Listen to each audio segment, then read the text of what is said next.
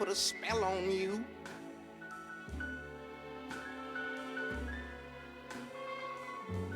Cause you're mine.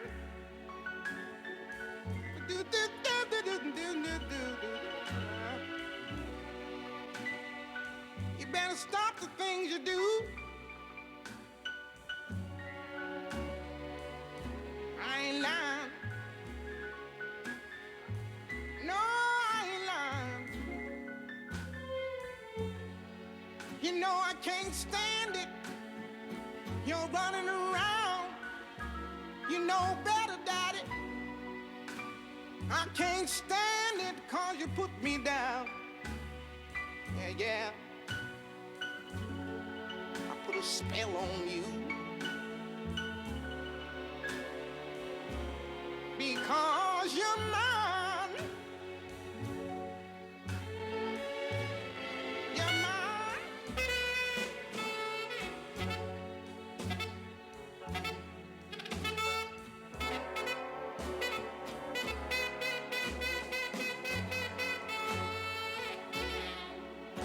Yeah, yeah.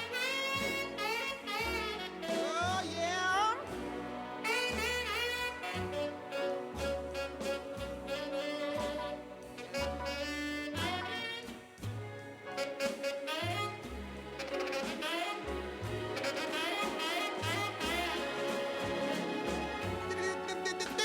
I love you. I love you. I love you. I love you anyhow. And I don't care if you don't want me. I'm yours right now. Oh, you hear me? I put a spell on you. Because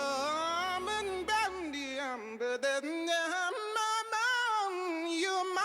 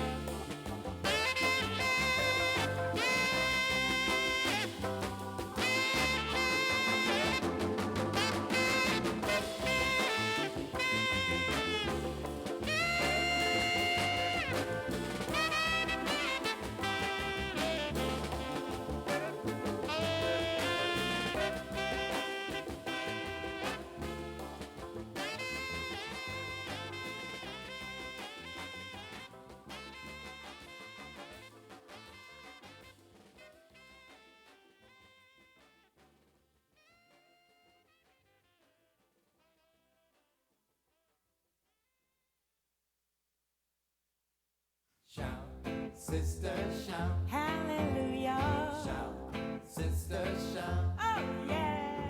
Shout, sister, shout. Uh-huh. Tell the whole world what it's all about. Now there's a reason for living, a reason for dying, a darn good reason why a woman starts crying, a reason for a mole, a reason for a dimple. There ain't no reason why a man's so simple. Shout, sister, shout. Yeah, hallelujah. Shout, sister, shout. Yeah, hallelujah. Shout, sister, shout. Yeah. Tell the whole world what it's all about. Honey, there's a way to be brilliant and a way to be a fool, a way to get to heaven, observe the golden rule, a way to get a sweetheart and a way to get a wife, and the day you quit me, baby, that's the way you lose your life. Shout, sister, shout. Hallelujah. Shout, sister, shout. Hallelujah. Shout, sister, shout. Oh, yeah. Tell the whole world what it's all about. There's a reason for a mountain and a reason for a hill, a reason that a doctor gives a patient a pill, a reason to dance, a reason to sing. Ain't no reason that a band can't swing.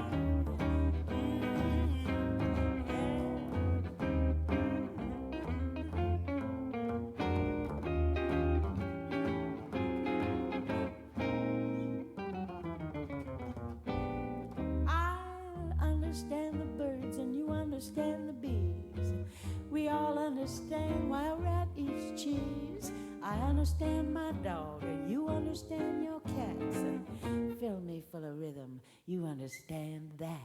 Shout, Oh, yeah. sister, shout. Hallelujah. Shout, sister, shout. Hallelujah. Shout, sister, shout. Hallelujah. Tell the whole world what it's all about. You know I'm gonna shout.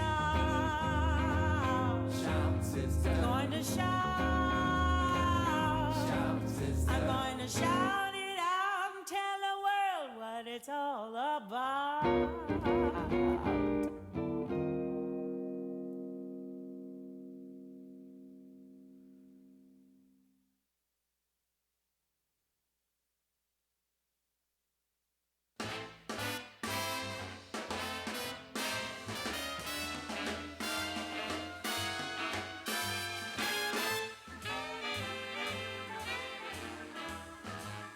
I've got a man that's always late. Anytime we have a date, but I love him. Yes, I love him. And I'm gonna walk up to his gate and see if we can't get this thing straight, 'cause I want him. And you know I intend to have him. I'll just ask, is you is or is you ain't my baby? The way you're acting lately makes me doubt. You is still my baby, baby. But it seems my flame in your heart's done gone out. A man is a creature that has always been strange. Just when you're sure of one, you'll find he's gone and made a change. Well, is you is or is you ain't my baby? Well, maybe baby's found somebody new. Or is my baby, ooh yeah, is he still my baby true?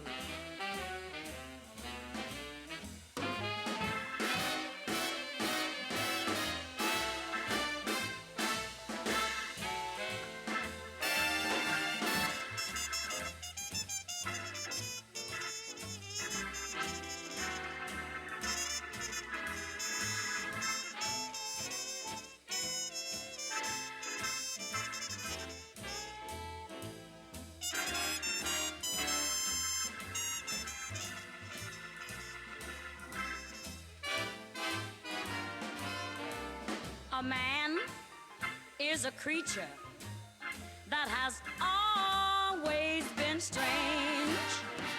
Just when you're sure of one, you'll find he's gone and made a change. So is you is, or is you ain't my baby. Maybe my baby's found somebody new. I hope not, 'cause I hope my baby's still my baby true.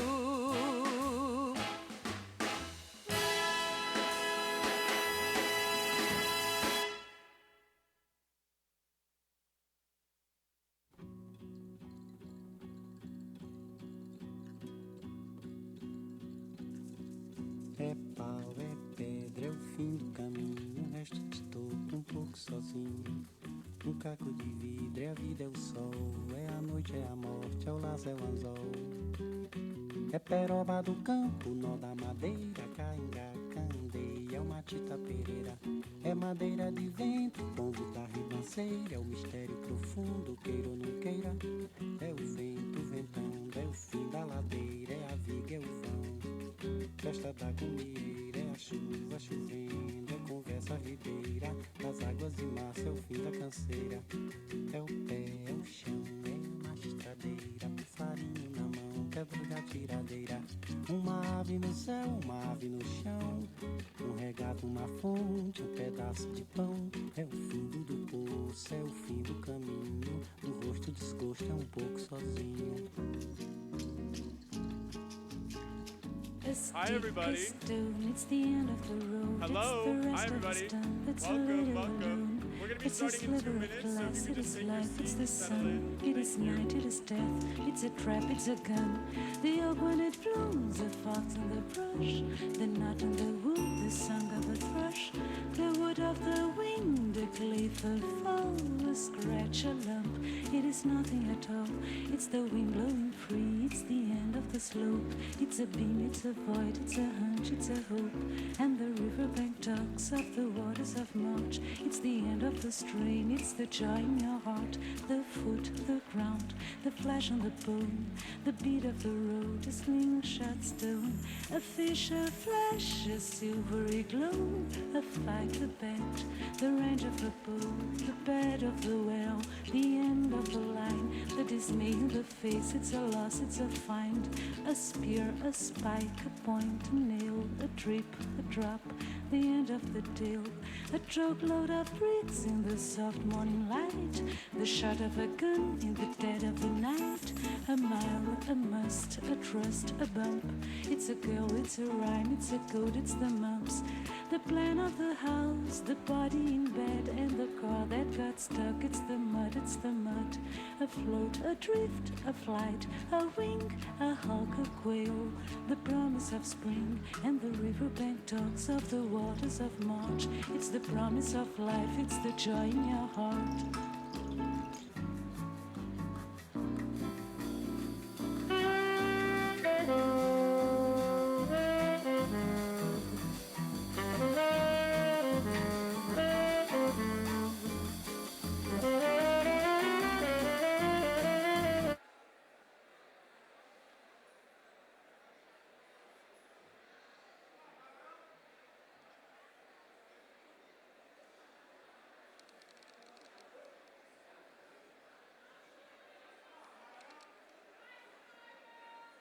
Hello.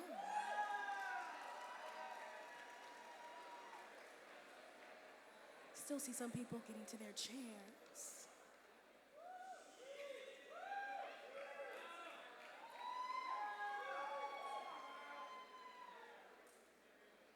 Welcome, graduates, family, friends. I'm just kidding. We live now.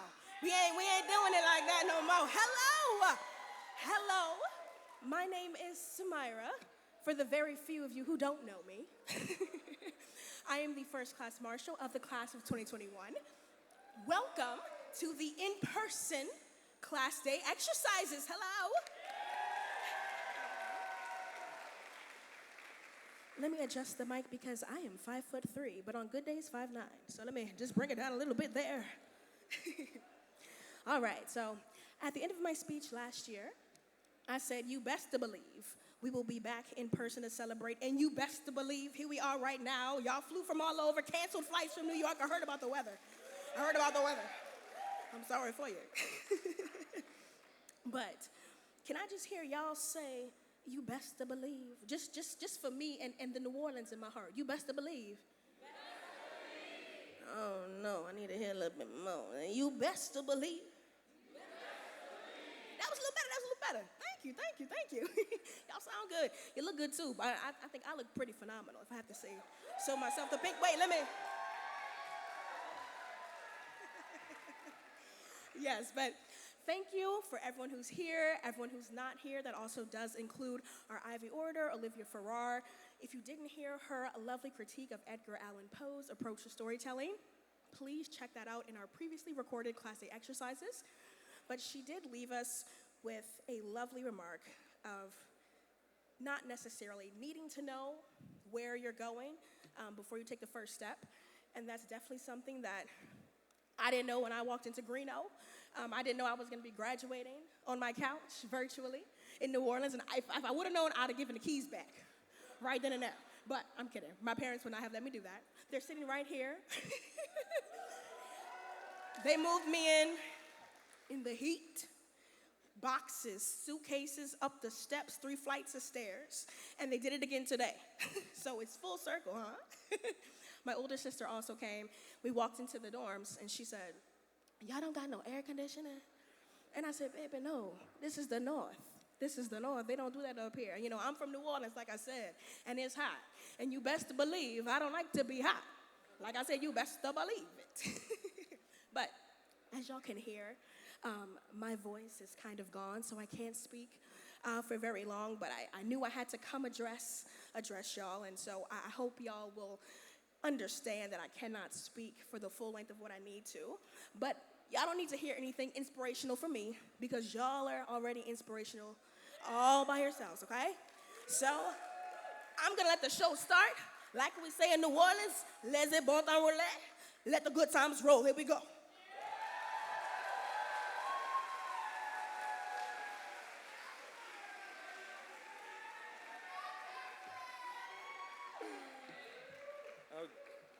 And how do I follow that up? You can't. Good evening, class of 2021. My name is Jackson Walker, and I'm one of your program marshals, and I'm so happy to be here this evening. Let's have one more round of applause for our fearless leader, Samira.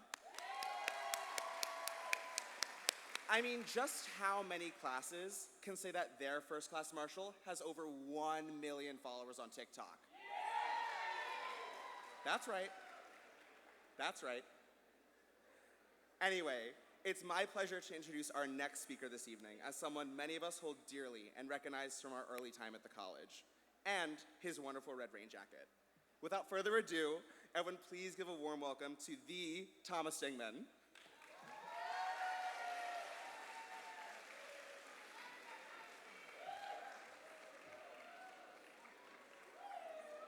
Thank you, Jackson, and thank you, Samira.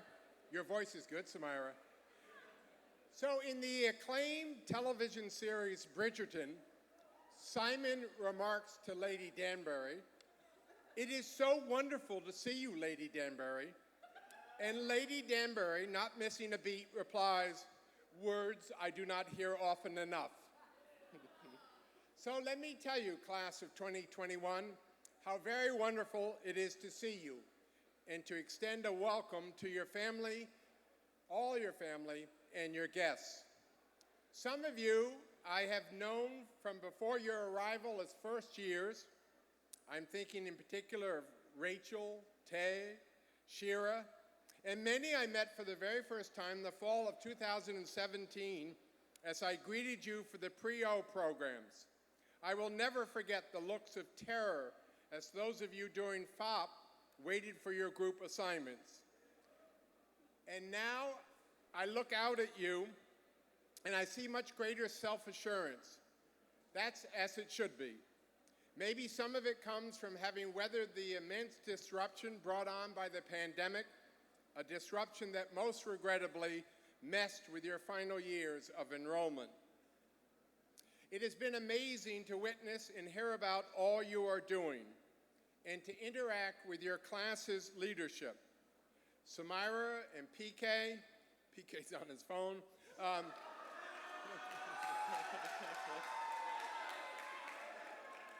Samira and PK, with the thoughtful input of the rest of the class representatives, they have guided our planning for these 2 days.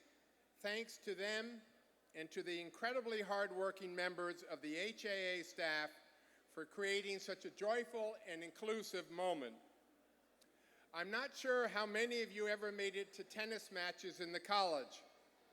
My most vivid memory of them is hearing PK voted the college's best team manager, shouting, "We love Deuce." Of course, he had in mind a 40-40 score and the need to get 2 consecutive points to win the game and rattle the opponents. The Deuce I have in mind is this: 2 fingers from my era in a V sign held proudly up in the air, the symbol of peace. Class of 2021, I wish you the stamina and the will to fight for peace in this fractured country and very fragile, war-torn world. And I wish you internal peace that comes from self-care, the immersion in community, meaningful work, and a heart full of gratitude. If the words, according to Lady Danbury, cannot be said often enough, it is so wonderful to see all of you. Here's to an awesome evening and a glorious day tomorrow.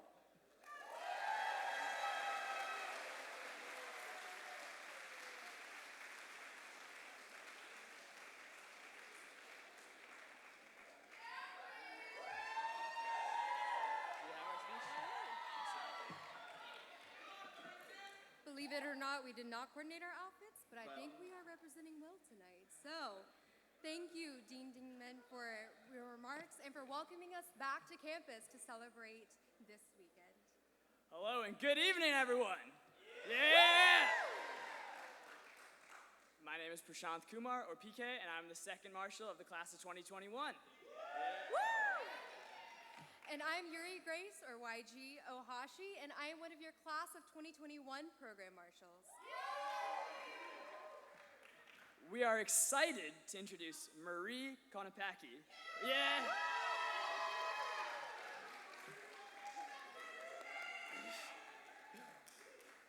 Who will deliver the Ivy oration as she reflects on her journey with levity and humor. The pride of Quincy House and the pride of Quincy House and Diamond Head, Mississippi. Marie is a woman of many interests and talents.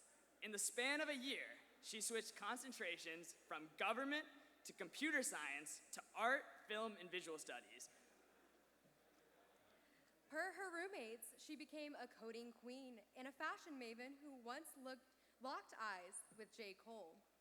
Having been in the Lampoon and Advocate, on campus she was recognized for her art, wit, and robot dance, all of which are equally unparalleled. Known to crochet her own tops and to be an early investor in GameStop, she's both an old soul and way ahead of the times. As a first-generation student, she graduated from Harvard and was determined to combine her computer science and artistic skills to focus on accessibility and diversity in all that she creates. With that, we could not be more excited to introduce our Ivy orator. Give it up for Marie.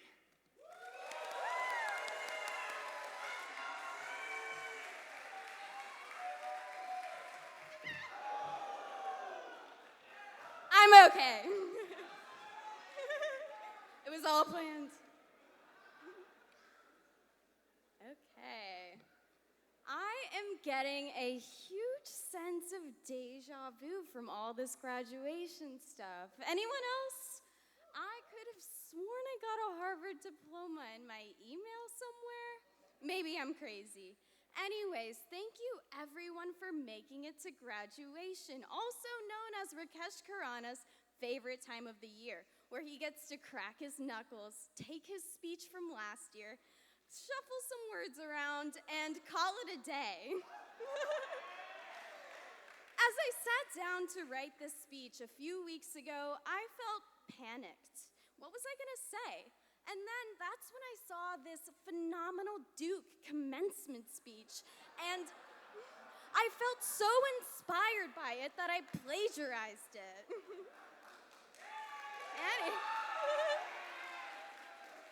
Anyways, like salmon, dutifully swimming upstream for hundreds of miles to return to their breeding grounds, we're back.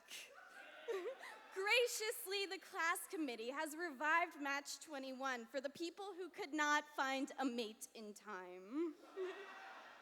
Even better with the class of 2020 here as well, we have effectively doubled our gene pool.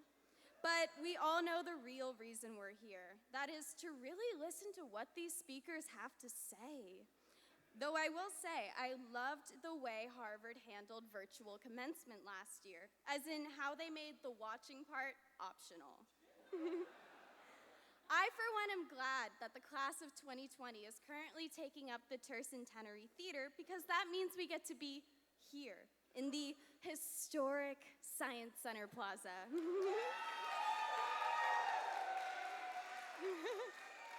Some of you may not know that where we're standing actually has a quite beautiful and fascinating history.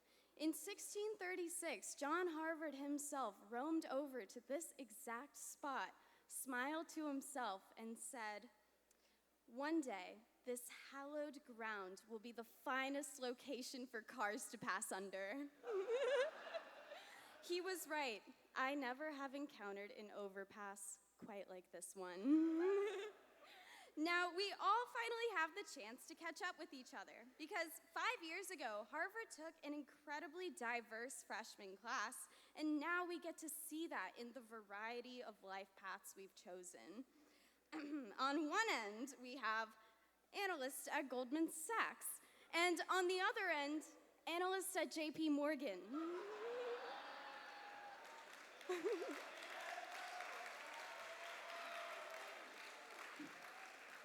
We have students bravely becoming the first generation in their family to sell out. Over the past year, we've not only been learning how to be fully functioning adults, but also how to be good alumni. You know, things like wearing your Harvard sweatshirt at the airport. I mean, I saw so many of us supporting Harvard as proud alumni at Harvard Yale just a few months ago. What an incredible game. A lot of us even joined one of the Harvard clubs. You know, the institutions bravely asking the question, what if you gave us $500 a year to be able to spend $20 on a drink? But as an alumna, I'm absolutely terrified of the day I get the call. You know the one. "Hi, is this Marie? I'm calling from the Harvard College Fund. Would you like to make a charitable donation?" I'm shaking right now thinking about it, especially when Harvard would like to spend its money on Lobster Fest and watering large rocks instead of things like evicting the roaches.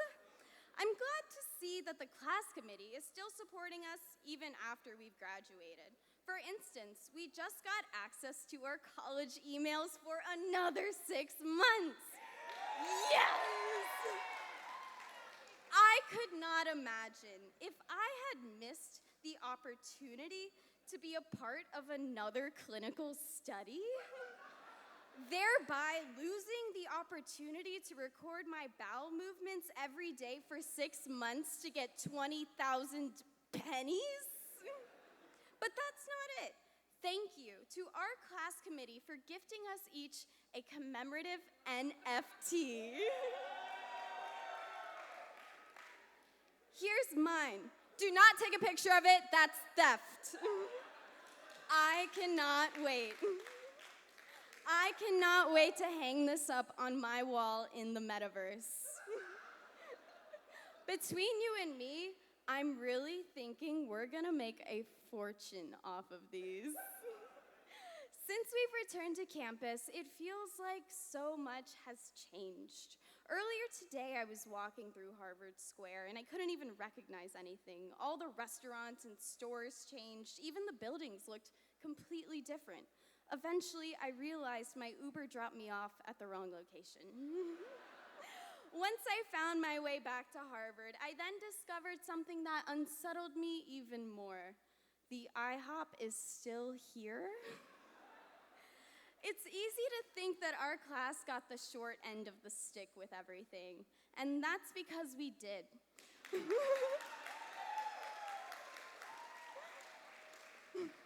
But even ignoring the whole online education thing, our timing was unlucky. We were born too late to invent Facebook, and born too early to be TikTok famous for posting videos inside of an official Harvard dining hall. But amazingly, we were born right on time to witness 3 separate vehicles crash into various Harvard buildings.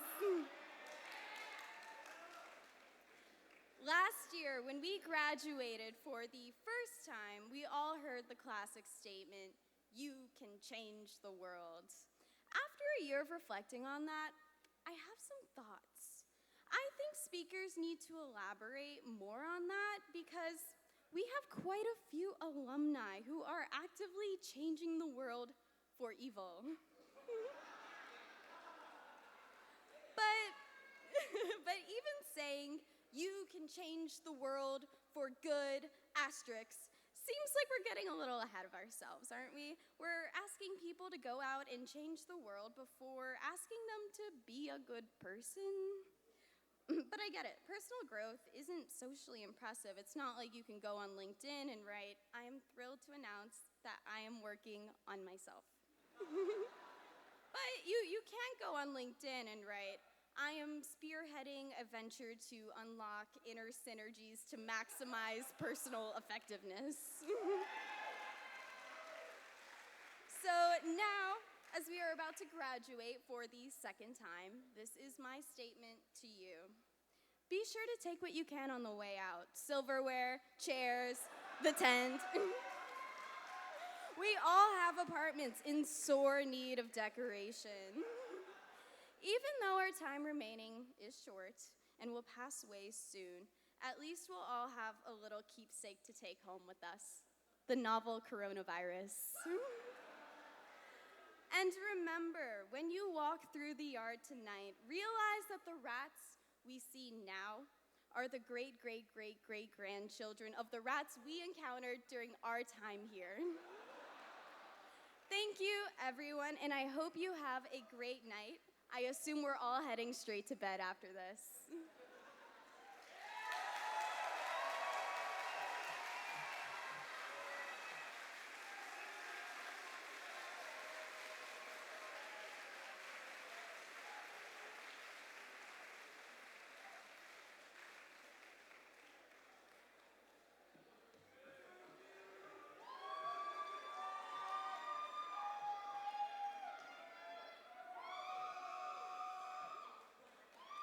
Fellow members of the class of 2021, welcome back to campus and congratulations on graduating. Again. Yuki and I wanted to start off with a story. In 2014, an MIT computer science student named Jeremy Rubin put together a bold and ambitious experiment. He offered $100 worth of Bitcoin to every undergraduate student at MIT. Now, despite Bitcoin's general unpopularity at the time, he was able to convince 70% of the student body to sign up. At that time, 1 Bitcoin was worth $300. Today, it's worth 100 times that. So back then, many students, they kind of immediately cashed out and they spent it on sushi and pizza. But for those that held on for dear life, their Bitcoin is now worth more than $10,000. This became known as the MIT Bitcoin Project. On Thursday, May 26, 2022, in conjunction with the class committee, we dropped a new initiative, the Harvard College Class of 2021 Commemorative NFT Collection.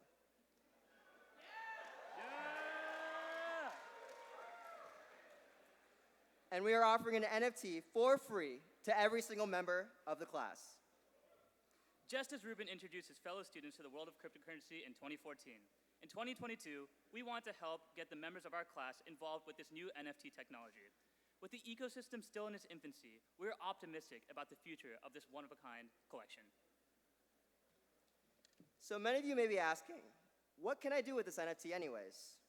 Well, for one, you could hold on to it. And by hold it, we mean, you can hang it up in your virtual office in the metaverse and show off to everyone that you went to that small school just outside of Boston. Or you could sell it. Just within 24 hours of the drop, one has already sold for $500. It's true, it's true. It's true. You can check. Ultimately, the value of this NFT collection will be determined collectively by our class, by the passion we have towards our time here, by our enduring strength of the community, and by the unique dent that we will all come to make in this world. Who knows? Maybe 40 years from now, we can all retire on these NFTs. This is a timeless asset. It can only go up.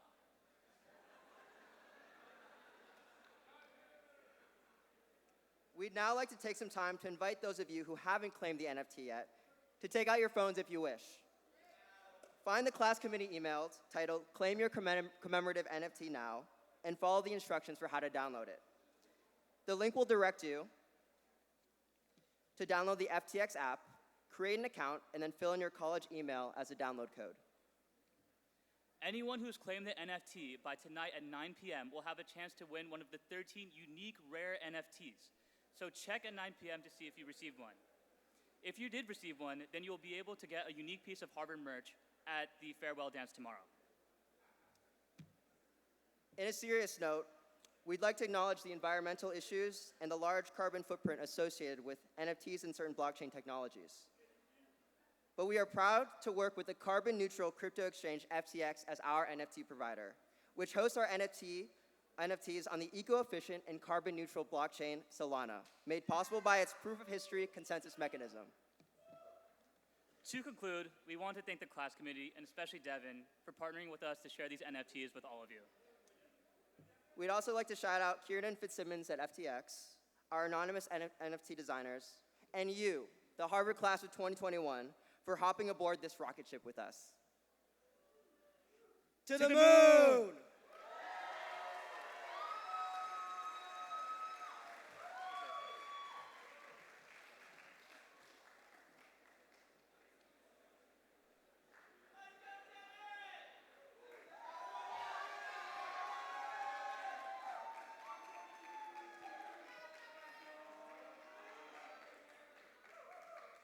Good evening, everyone. Thank you, Yuki and Cyrus. To the moon is right.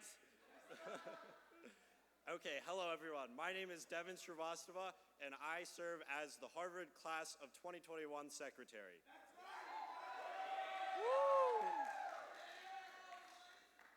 Tonight, it is my honor to introduce our next speaker, Vanessa Liu, Class of '96 and JD Class of 2003. Vanessa is the current president of the Harvard Alumni Association, a university-wide and global alumni network.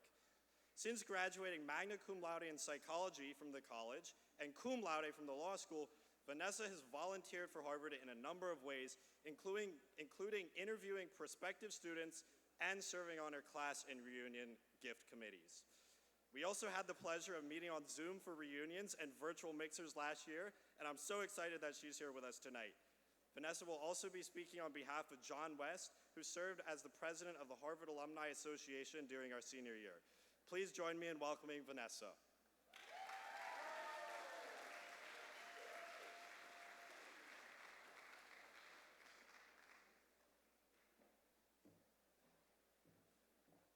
Hey, class of 2021, good evening. The vibe here is pretty incredible, and so I just wanted to say hello and thank you so much, Devin, for that introduction, for all the work you are doing and you will do in the years going forward as class secretary. I'm really happy to say hello again, this time IRL, after speaking to you last year during your virtual class day. I'm standing in actually for my predecessor, John West, MBA 05, whose presidency coincided with your graduation year. Unfortunately, he cannot be here this evening in keeping with his role as virtual president. I can assure you, though, he is a real human being, but he wanted me to share these remarks. To the class of 2021 and your families, welcome to an overdue in-person celebration of your time and accomplishments as students of Harvard. As the president of the Harvard Alumni Association from July 2020 to June 2021, I was the first virtual president in this role. So I can somewhat relate to the challenges and opportunities you faced over the past couple of years. I first got involved in the HAA about 15 years ago as the leader of Harvard Alumni Entrepreneurs, a shared interest group, then on the board, the executive committee, and as president. I can tell you from the bottom of my heart that some of my best friends in life have come from my experiences in the HAA, many of whom I did not know across the college and when I graduated. So there are so many outstanding alumni, 400,000 global alumni who are diverse, doing so many great things, and so bonded to and supportive for each other. So I welcome you to this amazing group of Harvard's alumni. I would encourage you to be as active as your lives allow, and promise you that over the years, it will be one of the most rewarding decisions as you allocate and prioritize your most important asset, your time. So those are the words from John. So just a quick word on John. I wanted to do a very special shout out to him for leading us during a very challenging time. His day job of running one of the largest digital communities around sports helped us leapfrog years of development as we honed our digital alumni community. And what John said about this community is so true. You're all back on campus together now as alumni, and this is de facto your one-year reunion. So last year, I encouraged you to tap into this resource of 400,000 global alumni who have your back. I hope you've been able to get the chance to do so as you've gotten settled in your new homes, $500 and for the $20 drink aside, like I did when I moved to the Netherlands after college, and I found a community in the Harvard Club there that welcomed me with open arms. And it's also where I started interviewing students for the college. Or as you've been navigating your interests and your careers, I hope you found connections through our shared interest groups, which are organized on a global basis around themes, and they're started by alumni like you. Every single year, we have more and more shared interest groups that start. I just wanted to call out two that I personally joined over the last year: the Harvard Alumni for Climate and the Environment, and Harvard Alumni Disaster Preparedness and Response Team that is helping individuals and communities around the world prepare for and recover from disasters such as the pandemic. But tonight, I wanted to be a little bit serious and also touch upon what it means to be Harvard alumni. I've always admired Harvard College's formal mission to educate the citizens and citizen leaders for our society. As alumni, those roles as citizens and citizen leaders are ever more crucial, especially in today's turbulent world. As citizens and citizen leaders, it's about acting on behalf of others, not just ourselves. We are living in a time of crisis. We need to reimagine the world that we want to live in, especially in these darkest times. We need to think of our points of intervention, and we've been doing this as a Harvard community. With the murder of George Floyd, we formed an anti-racism working group and have been rolling out content to thousands of alumni on how to be effective allies. Over the last months, with the current refugee crisis in the Ukraine, alumni around the world have rallied together to provide remote work opportunities for those on the field. It's powerful when we come together as one Harvard, not just for our alumni community, but for society. So as I round out my time as president of the HAA, my challenge to you, all of you, is for you to embrace your roles as citizens and citizen leaders, and to come together not only for fun, like this weekend, but for positive change. We'll be talking more about this at Harvard Alumni Day next Friday, June 3rd, and I hope you'll be able to join in person or via the live stream. But speaking on behalf of the 400,000 Harvard alumni around the world, we are so proud of you. Welcome back to campus. Have a great, great weekend and congratulations.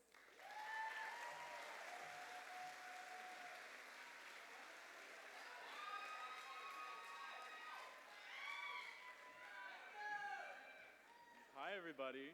I'm Joseph Frager. I'm the class committee treasurer, and I also have two other lovely class committee members with me who will introduce themselves in one moment.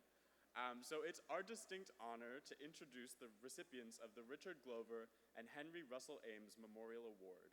The class of 2021 comprises countless individuals who have dedicated themselves to service and changing the lives of others at Harvard and beyond. But the great paradox of service is that these individuals often go unacknowledged and don't receive the recognition that they deserve. The spirit and purpose of the Ames Award is to finally shine light on two members of the class who've dedicated themselves to service. On June 19th, 1935, Richard Glover Ames and Henry Russell Ames, brothers and Harvard students, gave their lives to save their father, who was washed overboard in Newfoundland. Every year since, the Ames Award has been given in memory to recognize two members of our class who have shown energy in helping others and who exhibit the same heroic character.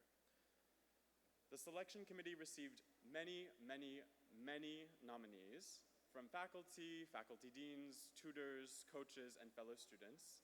And we're really excited that we have one of them here with us today and the other attending virtually.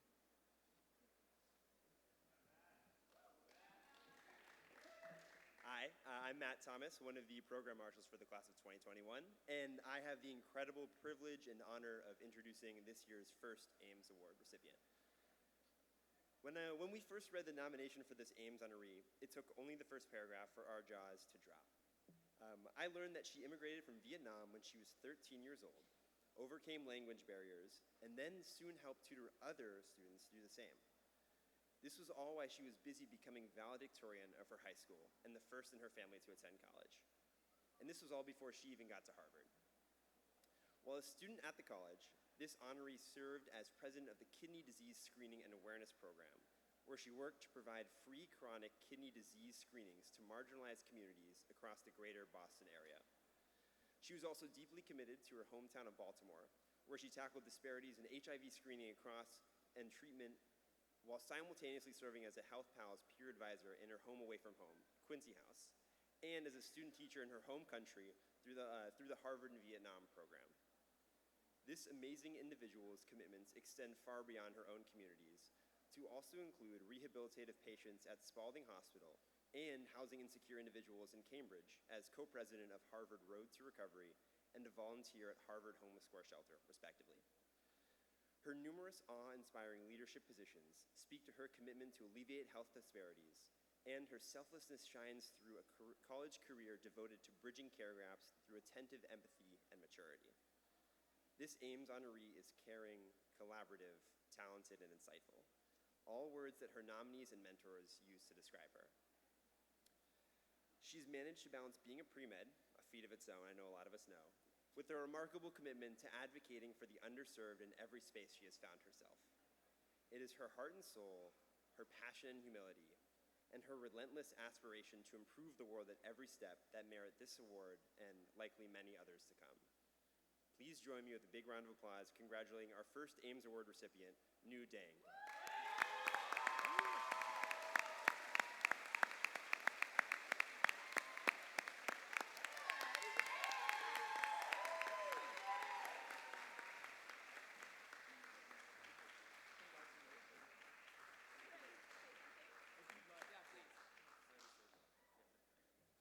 I'm so excited to see everyone here again today.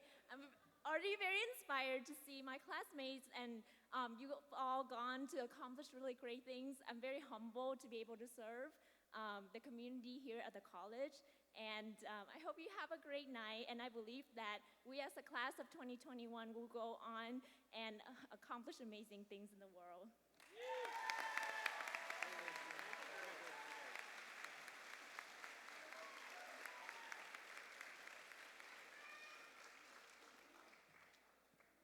Hello, everyone. My name is Chris Altizer, and let me get through this, guys. I am a program marshal alongside many others with the class of 2021, and I have the distinct honor of being the shortest person on this stage right now, by over a head. And it is another honor of mine, and with excitement, that I reintroduce the second recipient of this year's Ames Award. Last year, I used 3 words on the Zoom screen to describe this next honoree's character. We talked about how he was brave, courage, and was an advocate for his peers. These may be some of many interpretations of the word heroism, but our second Ames honoree certainly fits most, if not all, of these definitions. He served on 3 combat deployments as a team leader and as a squad leader in his battalion's mortar platoon. He was directly responsible for the well-being of soldiers serving under him and was quite literally the most well-respected squad leader. However, his incredible selflessness did not stop upon matriculating to Harvard. As a co-founder of the Harvard Undergraduate Veterans Organization, this honoree advocated for veterans on campus, off campus, and those who are considering an application to Harvard. He not only created a strong support network for undergraduates who have served in our nation's armed forces, but he has also assisted prospective veteran students in the application and matriculation process. Last, but certainly not least, he has been critical as an active member of the Dudley House community, where he was the main proponent of the university providing MBTA student discounts to off-campus students in order to commute to campus. When I first met this honoree last year on a Zoom call alongside his nominators, it was clear from the moment I entered the call that he is deeply cherished by many at Dudley, and that his care knows no bounds. It was truly a gift to be able to sit amongst this honoree's peers and administrators, and to know that his impact will carry on for veteran and off-campus students, and has carried on long after he has exited Johnson Gate. Craig Rogers, the program manager for military services at Harvard, shared this adoration for our second honoree at the time, saying, quote, "He has demonstrated unwavering devotion in his pursuit of an improved undergraduate experience for military veteran students here at Harvard College. His collegiality, professionalism, and energy make him extraordinarily effective in all that he does. And in the intervening time since last year, he continues to exemplify and represent the immense progress that the college has made in regard to veteran admissions and livelihood on campus. While he is unable to be here in person in Cambridge today, we wanted to take a moment to recognize and congratulate him on his care and advocacy. Please join me in a very large round of applause for our second Ames Award recipient, Thomas Bassett.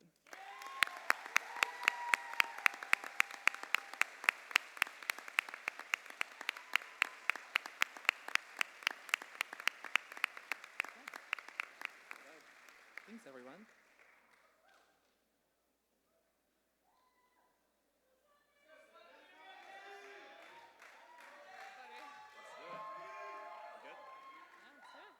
Congratulations again to New and Thomas, Quincy representing. Again, I'm Devin, your class secretary. And I'm Swathi, another one of your program marshals. It is our absolute pleasure to introduce our Class Day speaker for the class of 2021, Adjoa Ando. We feel, yes, big round of applause.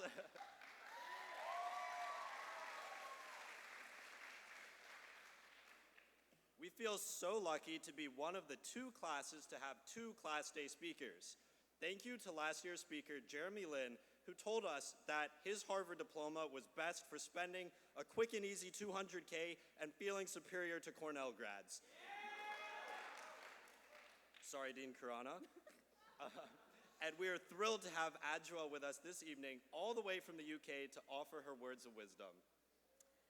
Adjoa might be better introduced as the one and only Lady Danbury.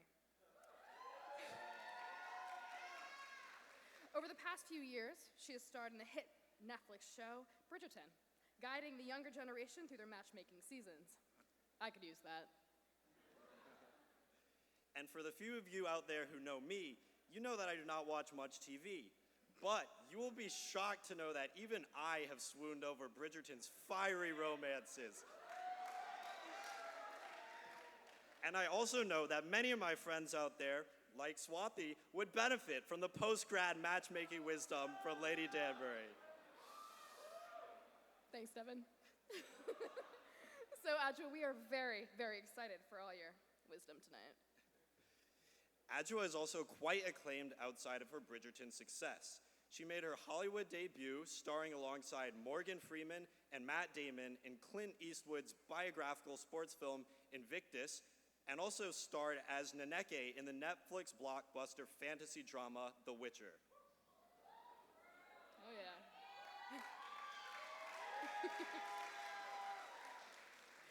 She's also widely celebrated for her lead stage roles at the National Theatre and the Royal Shakespeare Company, and was recently appointed as the Cameron McIntosh Visiting Professor of Contemporary Theatre, based in St. Catherine's College at the University of Oxford. It is our pleasure and privilege to have her here. Please give a warm welcome to Adjoa Andoh.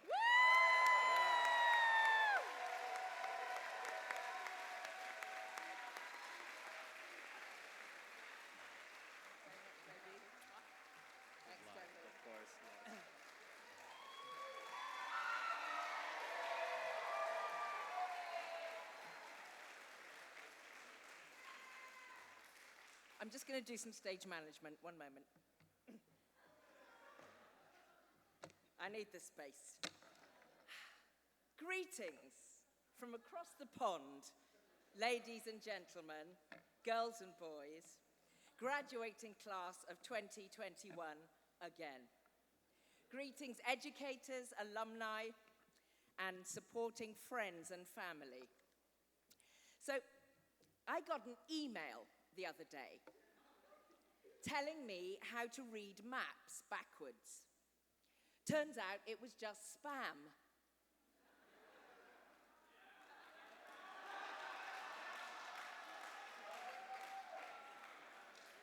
Listen, I can do terrible dad jokes all day long, but I won't. I love a map. I flew over this morning from London and had the map constantly on the screen. I like to know where I'm going, where I'm passing through, where I'm coming from. I love looking out of the window at the terrain below and then looking at it on the map. It makes me think of divine vision, of seeing and being with the whole world, in every moment, everywhere. And then I think of my own imperfect, solipsistic vision, fleeting airborne glimpses of places and people in the flow of their lives below me, everything seen only through the prism of me. And then I thank humanity for stories and my good fortune in making my living as a storyteller. Stories. Stories are the maps to our lives. They're how we navigate the world, how we understand it. Stories inform the choices we make as to how we will travel through the world. So I am thrilled to join you today on this class day, which is, I hear, a particularly momentous class day, as I believe I'm addressing Harvard's first majority-minority class in...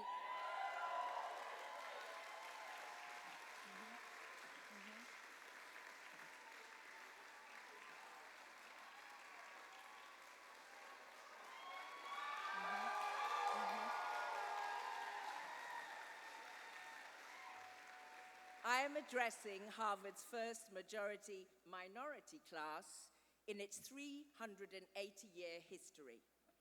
And I'm doing that at a time when Harvard has recently released a report on the institution's complicity in slavery and announced that $100 million will be made available to fund a process of reckoning and repair.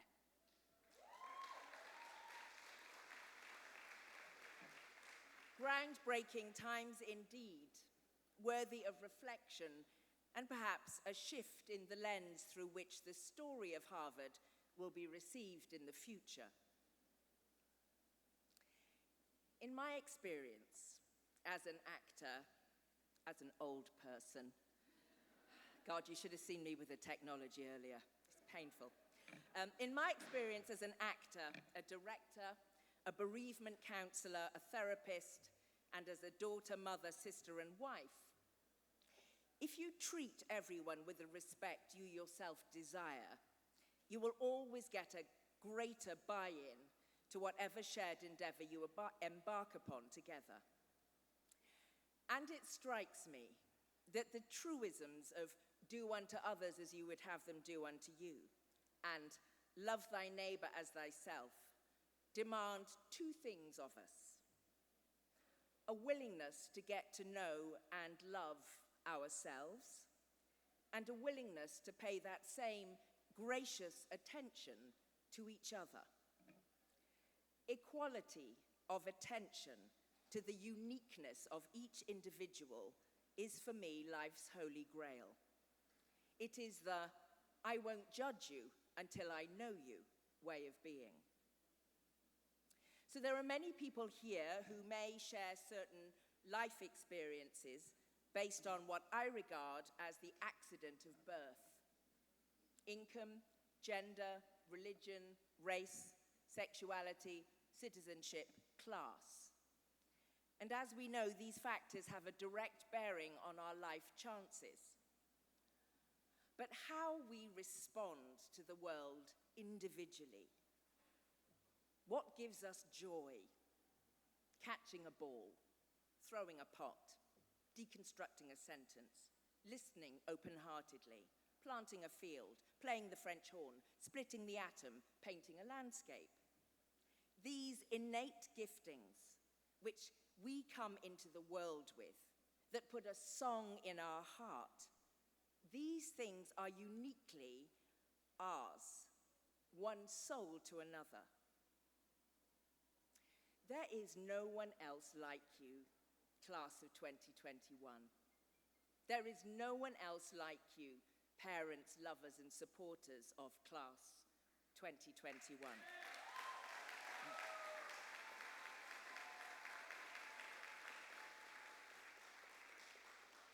And there's no one else like me either.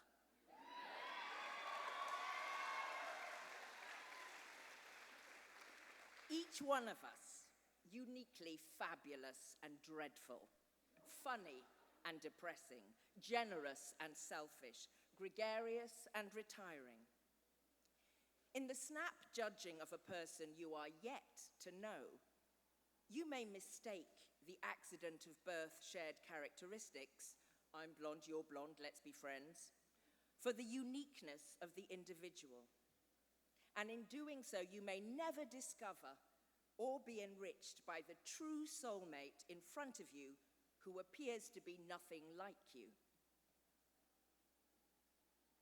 Apparently conversely, in 2018, I conceived, edited, co-directed with my associate Lynette Linton and played Richard II at Shakespeare's Globe in London, in the first all-women of colour cast and crew to mount a Shakespeare production on a major British stage.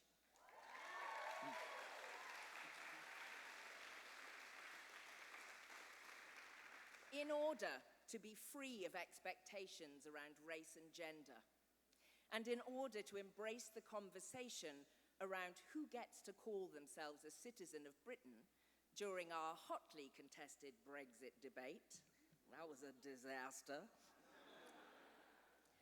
I wanted all the creatives and technicians on the show to be women of colour, from the fight director to the lighting designer, the stage management, to the publicist, the casting director, to the voice coach, the composer and musicians, to the cast.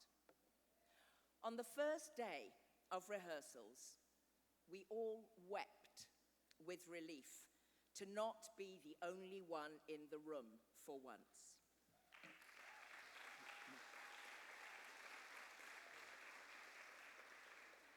We shared our family stories of bags holding essential documents packed by the door should the need arise to flee suddenly. We peopled our royal halls with enlarged photographs of our nobility, the grandmothers, aunties, mothers and friends on whose shoulders we stood so that we could now stand on the stage of the Globe Theatre. From China to Pakistan, Trinidad to Iraq, Uganda to Jamaica, Ghana to the Philippines, Iran to Barbados, India to Israel. It was global and it was British. It was women playing the stakes and emotional lives of all the characters when at the time of Shakespeare's writing, women were not legally allowed on the stage at all. It was a wonderfully freeing moment where we could simply be artists and workers engaged in the endeavor of putting on what became a critically acclaimed sold-out show with a richly diverse audience. It made us and the audience engage afresh in a story of burgeoning self-knowledge. Richard II.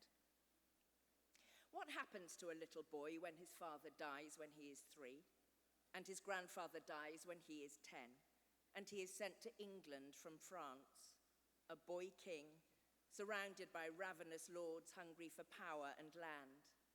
Without loving guidance and support, this little boy goes astray. Richard plays the king as best as he knows how for as long as he can, and in the main, he is an autocratic, insecure, performative monarch. And yet, there is a wonderful moment in Richard's final scene when, incarcerated, having been deposed as king by his cousin Bolingbroke, and now, spoiler alert, facing death, he finally comes to the realization that we are all but dust, or as Joni Mitchell would have it, stardust, equal in our significance and our insignificance. Richard says, "Thus play I in one person, many people, and none contented. Sometimes am I king, then treason makes me wish myself a beggar, and so I am. Then crushing penury persuades me I was better when a king. Then am I kinged again, and by think that I am unkinged by Bolingbroke, and straight am nothing. But whate'er I be, nor I, nor any man that but man is, with nothing shall be pleased, till he be eased with being nothing. Everything and nothing is who we are. Without guidance and support, children struggle. We shared that universal story in an actively wide embrace, manifested in the invitation our All Women of Color production offered, particularly to non-traditional Shakespeare UK audiences. And yet everyone could resonate with it. I named my production company Swinging the Lens because I'm interested in living in a world where we swing the lens onto the stories and lives and life chances of all.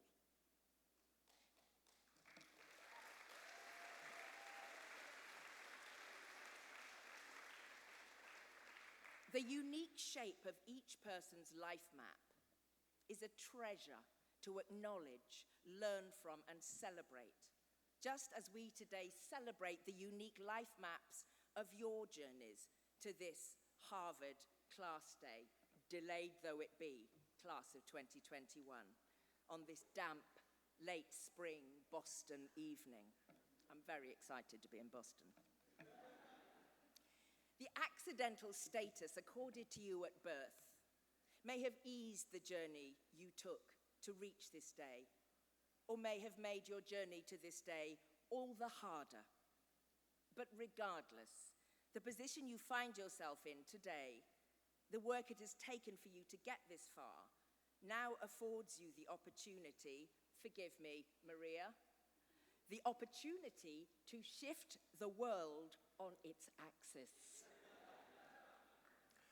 As your college song, Fair Harvard, encourages, you now have the opportunity to be the herald of light and the bearer of love. And how much do we need such heralds in our world today? We know, in the midst of this day's celebration, we are also in the midst of sorrow upon sorrow here in America.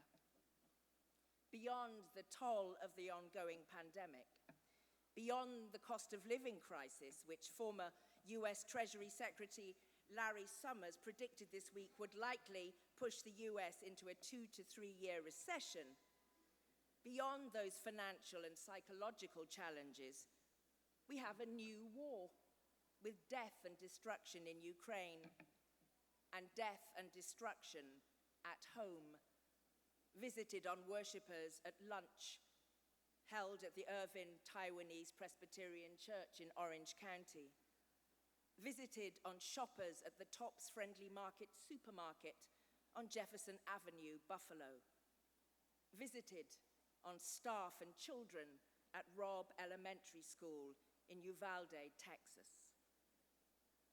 Who of us knows the hearts of those committing these terrible acts?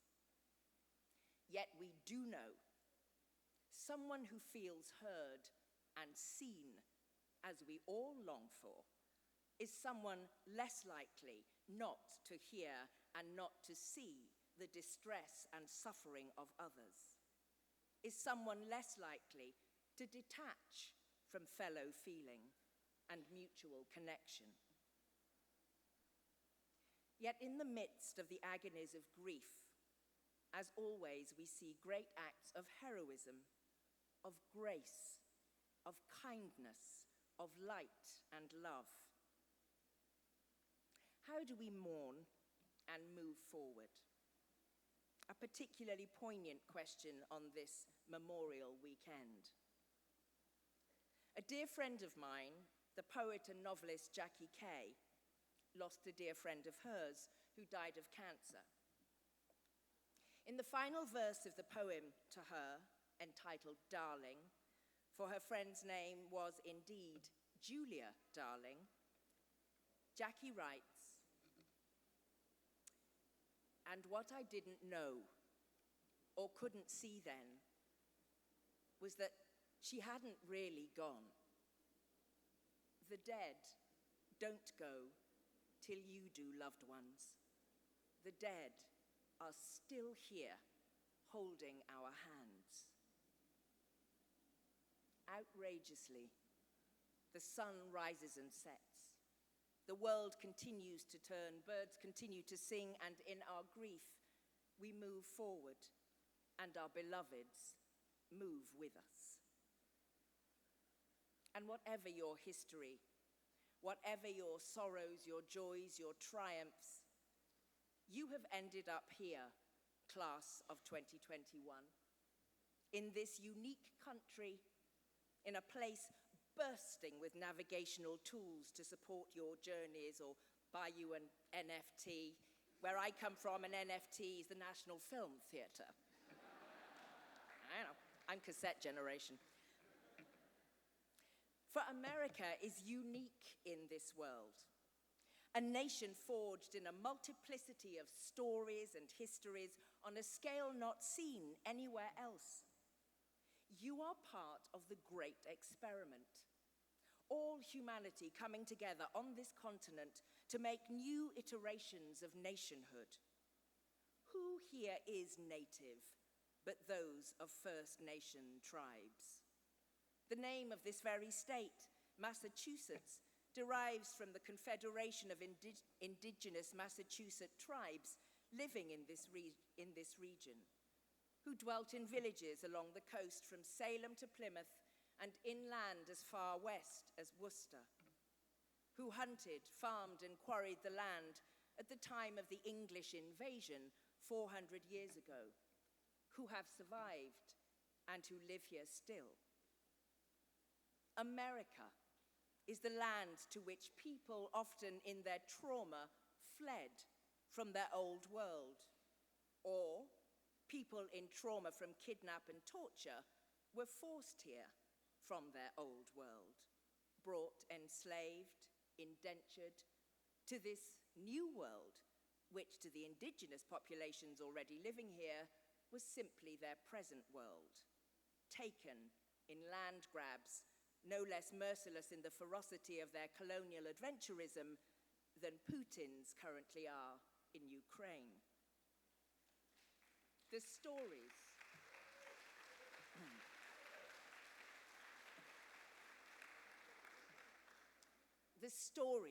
of the United States, your stories, Your journeys are fascinating to the rest of us.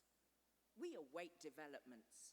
We are endlessly curious to see how things will work out for the great American experiment.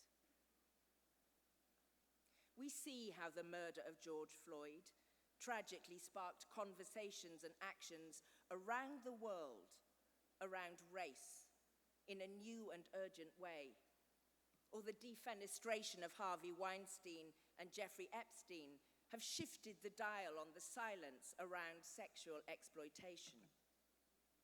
Look at Google and Apple and Microsoft and Facebook. Your nation's reach is global. Your power to influence, to uplift or throw down is unrivaled on the planet. And whether you are an American citizen or an overseas student, by studying at this elite American institution, class of 2021, you are now active movers and shakers in the flow of that global reach and influence. What will you do with your American reach and your Harvard glow? How will you apply your great talent for learning and discovery to the task? In 1968, as I'm sure you all know, on the 1st of July, Mrs. Coretta Scott King, recently widowed, came in the stead of her murdered husband, Dr. Martin Luther King Jr., who earlier that year had accepted Harvard's invitation to address the cohort on Class Day 1968. I'd like to share with you a little of that Class Day address by Mrs. King. She said, "The tragic events of recent months, starting with the assassination of my late husband, Dr. Martin Luther King Jr., in Memphis, Tennessee, and followed in exactly 2 months by the assassination of Senator Robert F. Kennedy in Los Angeles, California, cause us to realize that the very fabric of which our society is woven is being torn away. These men have been eulogized as great men, as loyal Americans, and dedicated servants of humanity, one black, one white, both young men, both devoted husbands and loving fathers. They spoke out against great evils in our society: racism, poverty, and war. In a power-drunk world where means become ends and violence becomes a favorite pastime, we are swiftly moving towards self-annihilation. Your generation, Mrs. King urged, must speak out with righteous indignation against the forces which are seeking to destroy us. The world is in dire need of a spiritual awakening which will make these eternal values of love, justice, mercy, and peace meaningful in our time." 54 years ago, Mrs. King addressed students like you, and it could have been written yesterday. 54 years. Will you respond to Mrs. King's call? Each of you is differently gifted, class of 2021. I've met some of you. You're doing amazing things already with your lives, and you will go on to do more amazing things. Glory in your gift. Live it to its fullest. Use it for love, justice, mercy, and peace. But do so from a place of joy and fulfillment. My brother lives in LA, but we grew up in a tiny rural dairy and sheep farming village in the West Country of England. I can still milk cows by hand if pushed. My father still lives in that village, the only African for 1,000,000 miles. My mother is the daughter of farmers and farm labourers from Yorkshire. So our heritage and our upbringing in the countryside definitely attuned our eyes and ears to nature. My brother still says to me, stay awake to the miracle of just being alive. And he's right, and it's easy to forget. We crouch on the outer crust of a burning ball of gas and lava. Don't fight me, scientists. I'm an actor. I'm making a point.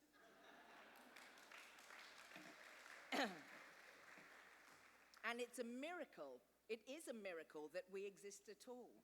That we write concertos and sew quilts and carve stone and develop vaccines and make the Fast and the Furious for the 945th time. What a glory is our very existence. Don't miss it, class. Don't hurry past it, ticking off your lists, staying in your lane, being impressively busy. Don't miss the person next to you or discount the person far away. Joy in your existence. For me, that's what the arts are for, to remind us to joy in our existence. So I guess at this point it would be churlish not to mention Bridgerton. So I'll just say this. I was very proud on Christmas Day 2020. At a time which, whether it's a religious festival you celebrate or not, it's certainly a holiday, a time of coming together with beloveds that we all look forward to. But Christmas 2020, the festivities and the celebrations were in short supply. We were a scared world in shock at the visceral realization that we can't control the world. We are not in charge of our own destinies, that stuff just happens and we have to learn how to roll with it. The truth of our lives was revealed and we were at a loss. Many of us isolated, lonely, poorer. We had no map to navigate through this new, unpredictable world, and it frightened us. And then along comes a story that for a few hours could take us out of our worries. Let us breathe out for a moment and be transported elsewhere.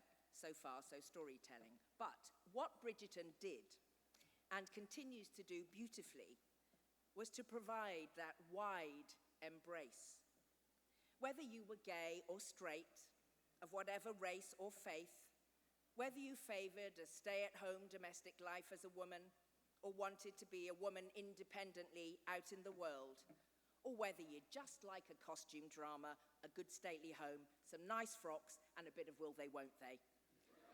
No one was excluded from the Bridgerton invitation. At a time of isolation, everyone was welcomed in. And more, it challenged our preconceptions about history, about who was there, who did what, who has a claim to be a part of what. What a thrill to see people who look like all of us in a show for all of us from a time when all of us, contrary to popular belief, were actually there. Stories can be a balm and a challenge, and entertainment and an education. With your input, class of 2021, in your various disciplines, in the worlds in which you will move going forward in your lives, may your embrace be wide. May you do better than we have done. May you be those citizens and citizen leaders who can shift our perspectives. May you resonate with stories that bring people together while celebrating your differences and seeking out your unique selves. May you encourage us to live in a world of Mulan and Lilo and Stitch and Spider-Man Into the Spider-Verse and Encanto. May you encourage us to learn to live in a world where who you love is not as important as how you love. Where what you earn is not as important as how you spend. Where we truly understand that enough is always better than more. That winners make losers if the great variety of all our talents are not given space to bear fruit. May you live in a world of Ubuntu, the South African Nguni Bantu term that says, I am because we are. That the suffering of one is the suffering of all. The joy of one is the joy of all. May you, class of 2021, have the courage to follow your soul's delight and wholeheartedly glory in the miracle of being alive. You young navigators, in your uncertainties and in your confidence, we need you. You are our future and our hope. You are the fresh buds on ancient trees. My youngest daughter, Daisy, is completing her theology MA at the moment, battling through her dissertation, her revelations and anxieties. So I speak to you now from a mother's heartfelt place. We are so proud of all of you, for your tenacity, your discernment, for the new ways you make us look at the world, for your challenge and your insight, for your curiosity and your delight, for your rebellions and your laughter and your joys. I'd like to end with a little piece from President Nelson Mandela's 1994 inaugural speech. I hear he was made an honorary doctor here, so it feels kind of good. I'm just going to share this with you as an encouragement to all of you, class of 2021, our hope, our navigators, our pride and joy. He said this, and remember, he's been in jail for 27 years. Our deepest fear is not that we are inadequate. Our deepest fear is that we are powerful beyond measure. It is our light, not our darkness, that most frightens us. We ask ourselves, who am I to be brilliant, gorgeous, talented, and fabulous? Actually, who are you not to be? You are a child of God. Your playing small doesn't serve the world. There's nothing enlightened about shrinking so that other people won't feel insecure around you. We were born to manifest the glory of God that is within us. It's not just in some of us, it's in everyone. And as we let our own light shine, we consciously give other people permission to do the same. As we are liberated from our own fear, our presence automatically liberates others. So, go well in your glory, class of 2021, and may your beloveds go with you. May you be a blessing in the world. Praise to you all. Amen. Amin. Aum.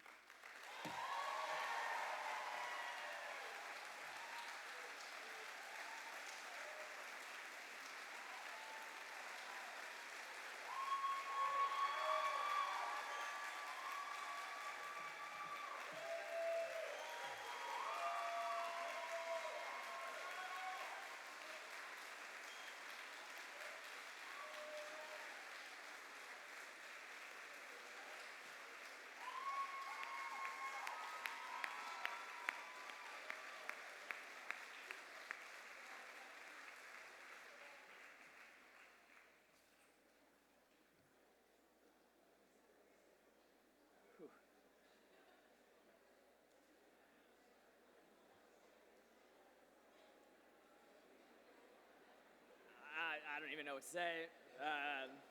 They do this every freaking year. Why do they put me, a washed up grad who still isn't making money, after a critically acclaimed actress and spokesperson? I don't know. Joe, in case you're hiring, my cinematic peak was doing this same speech last year on our YouTube graduation. I know my parents, I think they're right there, would be thrilled if I dropped out of medical school to pursue acting, just like every other parent in here. Class of 2021, families, friends, staff, and my childhood bully, Jay Kumar. I would like to welcome you all to our class day. Like I said before, my name is Prashanth Kumar, or PK, and I'm a proud member of Mather House. It is my distinct honor to serve as your class's second marshal. Now, I wrote this speech on the Amtrak that Harvard paid for 2 days ago and really struggled. I was going to talk about how beautiful Widener stands in front of us, or how much knowledge was gained on the yard we sit on today. Then I realized they put us in the Science Center Plaza, a haven of PSET depression, and freshmen throwing up at first-year formal. I think right there, and maybe right there too. Then I thought I might as well plagiarize the 2014 Harvard Student Commencement Address, but someone else beat me to it. Now I'm gonna have to speak about something else, something about connection, something about how great our times were together, but we're a year out, so I really can't do that. Harvard's a memory to many of us. 4 years boiled down to, it was amazing, or it was overrated. I found my lifelong friends and my significant other, or I won't let my kids apply. For every person that has a deep-rooted hatred for how Harvard handled the senior year and last year's graduation, there's a person who fell in love with the school and will donate millions. But a year out, we have 90% of the class back. Taking time, let's go, that's great, let's go.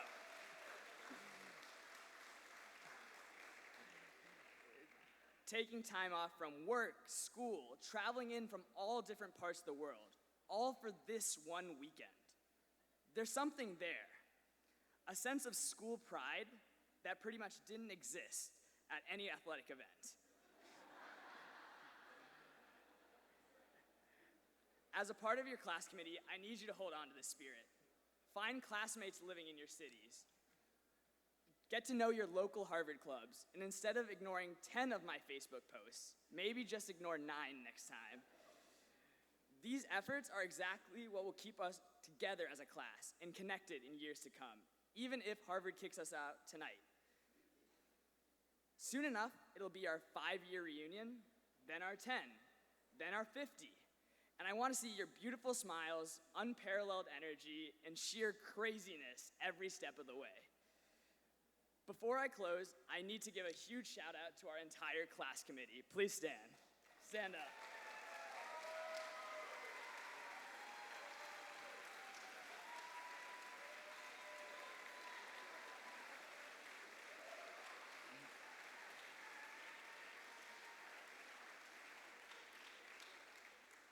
These people worked tirelessly, and I mean last weeks, months, to put this together, and they are just incredible people. Additionally, we have to thank the Harvard and HUD's workers that worked tirelessly to put this event together.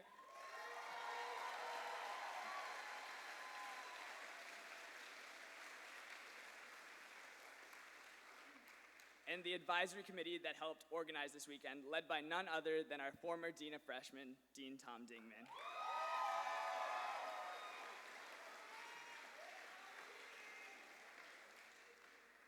Dean Dingman has been our ardent supporter every step of the way, and it would truly be impossible to be here. Even as a freshman to now, we would not be here without him. So I just want to say a special shout out to Dean Dingman.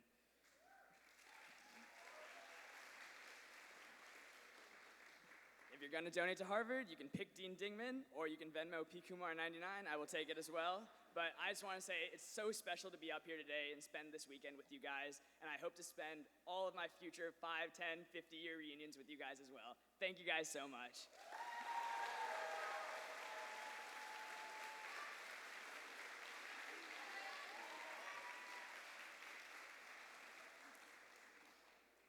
To conclude my speech, it is my distinct honor to introduce our Class Day Otis, one of the greatest talents to come out of Harvard, both as a hooper and a musician.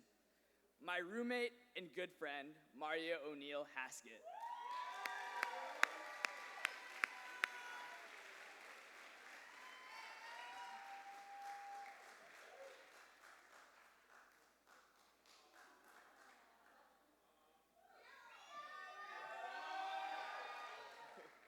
Dang, PK short. Nah, I love you. Man, I just gotta take a break real quick because I ran here. PK texted me last minute. He was like, "You're performing right now," and I ain't gonna lie, I fell asleep. All my alarms were off. My watch wasn't working. It's on now though. I charged it in Uber, but it's just amazing seeing everybody's face again. Man, y'all look wonderful. Can y'all give yourself a hand, please? Please. Sheesh. Well, so are they gonna start it or do I start it? I'm ready whenever y'all are.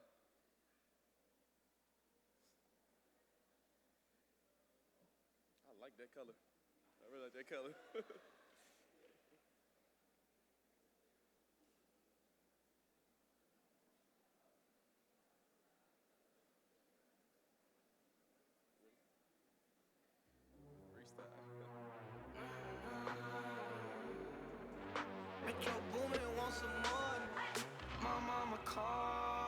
That's not the song, but but if y'all want to let that rock out instead of the old, and we wrap this up, and we can go ahead and go, y'all want to. Congratulations. Work so hard, forgot how to vacation. They ain't never had the dedication. People hating, say we changing, look, we made it. Yeah, we made it. They was never friendly. Guess I'm gonna have to do a cappella.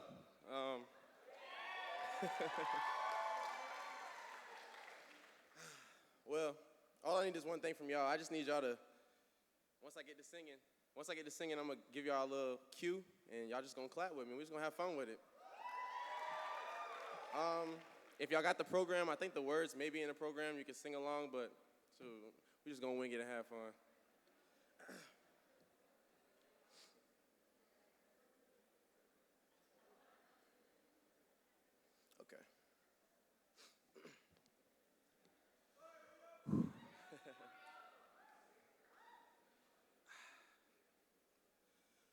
Fair Harbor, your grounds that we walk, thy sons in, oh my goodness. Excuse me. Can I get some water? Dang.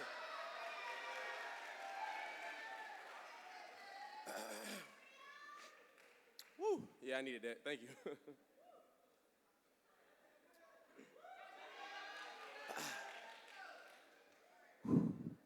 I ain't never did nothing like this.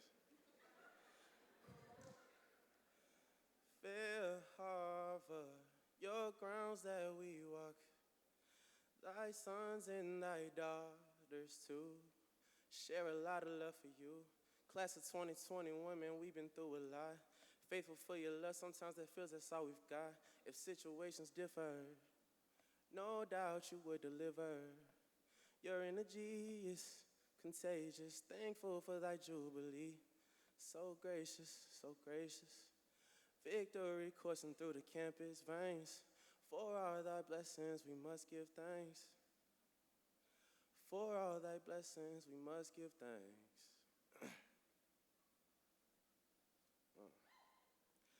I come from a city where the stars ain't always shining. I come from a city where the stars ain't always bright. You show me a love that I can never leave behind. You show me in this world you could be anything you like. You show me that you can go be anything you like. Those who came before us taught us to never settle.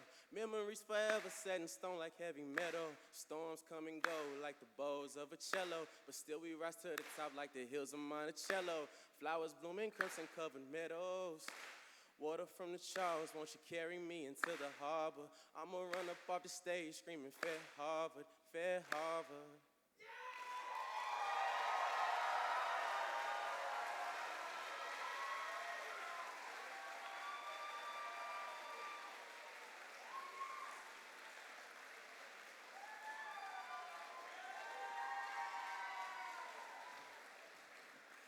All right, now, turn on that song y'all had on earlier, and go dance, dance. Be what is it?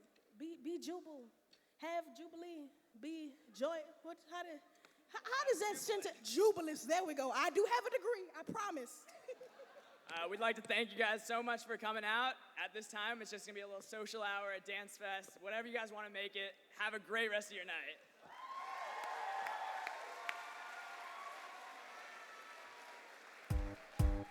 Everybody get up.